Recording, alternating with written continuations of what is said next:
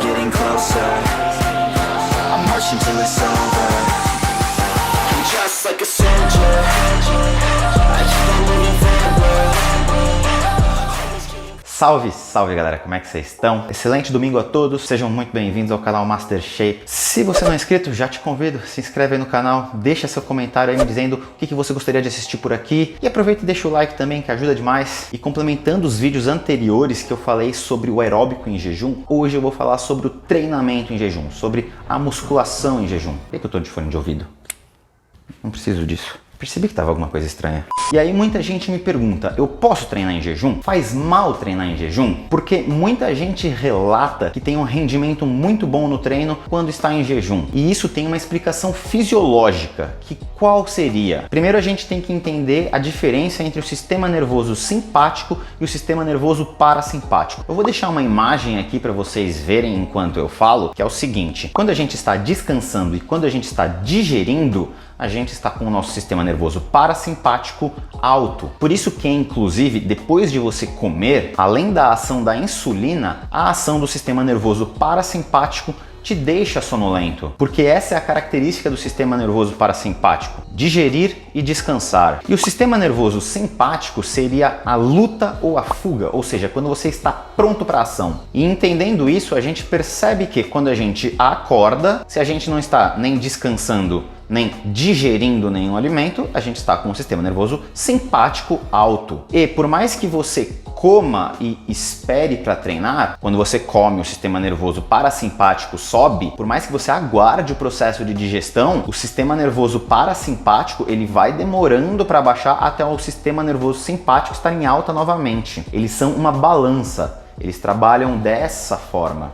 Beleza? Muita gente, por causa da rotina, diz que precisa treinar pela manhã e então me pergunta se pode comer uma refeição 1 hora antes do treino para poder ter a energia. Vamos entender que em 1 hora não é tempo suficiente para você absorver todos esses alimentos e eles estarem disponíveis no músculo para você ter glicogênio muscular. Glicogênio muscular é o nosso principal substrato energético para o rendimento. Se você não tem glicogênio muscular, você não vai ter rendimento. Por isso que dietas de cutting, a gente percebe uma queda no rendimento, porque você tem menos energia, você tem menos combustível. O que não significa que se você está em jejum, você não vai ter energia, porque a gente tem que lembrar das outras refeições que vieram antes, que vieram no dia anterior. Então, se você quer treinar em jejum, existem algumas variáveis às quais eu vou falar, mas a principal é: tenha em mente que a sua última refeição do dia anterior vai ser o combustível do seu treino. Porque, como eu disse, aquela refeição que você fez 1, 2 horas antes do treino, ela não vai ter sido absorvida e você não vai utilizar ela como fonte de energia. Eu mencionei no outro vídeo e o tempo que o alimento leva para passar pelo estômago e ir para o intestino é de aproximadamente 2 horas e é no intestino que ele vai ser absorvido, vai cair na corrente sanguínea, vai ser transportado para os músculos para estar disponível como glicogênio muscular. Esse processo é lento. Não adianta você fazer uma refeição 1, 2 horas antes do seu treino achando que isso vai estar disponível como energia. Não, isso não vai. Se você quer que o seu alimento esteja disponível nos seus músculos para o seu treino, tenha em mente que essa refeição deveria vir aproximadamente 5 horas antes do seu treino. E é por isso que eu digo, a refeição do dia anterior, vamos supor que você dormiu uma média de 7 horas. Você já absorveu, o carboidrato já está no músculo e você não gastou, você estava dormindo, você armazenou e quando você acordou, você começou a gastar um pouco. E é no treino que você vai gastar mais. Então, no treino, esse glicogênio todo vai estar lá ainda. Então, observando a questão do sistema nervoso simpático e parasimpático, existe sim uma resposta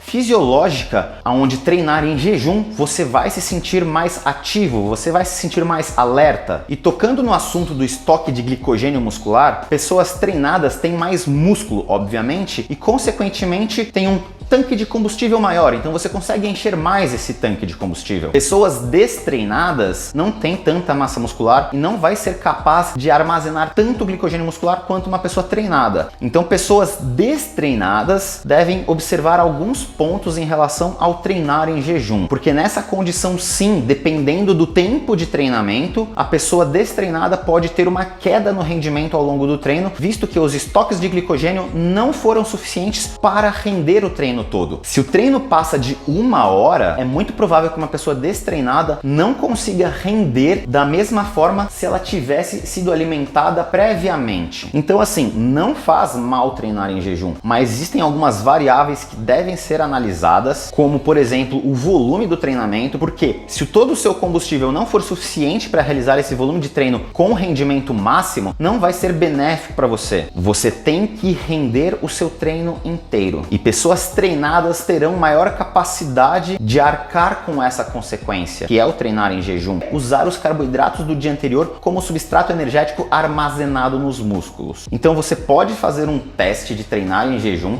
e ver se o seu rendimento cai com o mesmo nível de treinamento ao se comparar de quando você estava alimentado. Temos que lembrar também outros hormônios que agem quando a gente está em jejum, que seria o GH e o glucagon. O GH é um hormônio anabólico muscular e catabólico de gordura, ou seja, ele queima gordura e ele anaboliza a massa muscular. Já o glucagon, ele é um hormônio catabólico, porém catabólico de.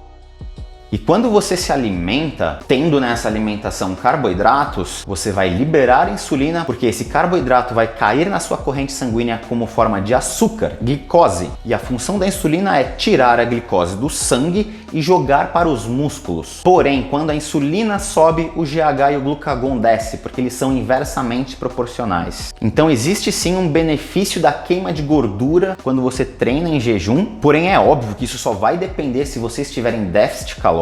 Se você está em bulking, se você está num processo de hipertrofia, de ganho de massa magra, você obviamente não está em déficit calórico e você obviamente não vai queimar tanta gordura quanto num cutting. Você sim queima gordura devido à ação desses hormônios neste momento, mas nos outros momentos do seu dia pode ser que você armazene um pouco de gordura. Então analise qual que é a sua situação, analise qual que é o seu objetivo, analise a sua rotina, analise o seu histórico de treinamento para saber se o treinamento em jejum vai ser benéfico ou não, se ele vai se encaixar ou não. E tudo é uma questão de teste, não tem como falar que para você vai dar certo e para ele vai dar errado. É teste, é individualidade biológica. É simples, mas é complexo ao mesmo tempo. Se você não se sente à vontade de fazer as coisas por conta própria, eu vou deixar o contato da minha consultoria esportiva aqui para que você tenha um acompanhamento profissional de perto. Basicamente, eu respondi as perguntas mais frequentes em relação ao treinamento em jejum. Eu espero ter te ajudado. Se você gostou desse vídeo, compartilha com a galera. Se restou alguma dúvida,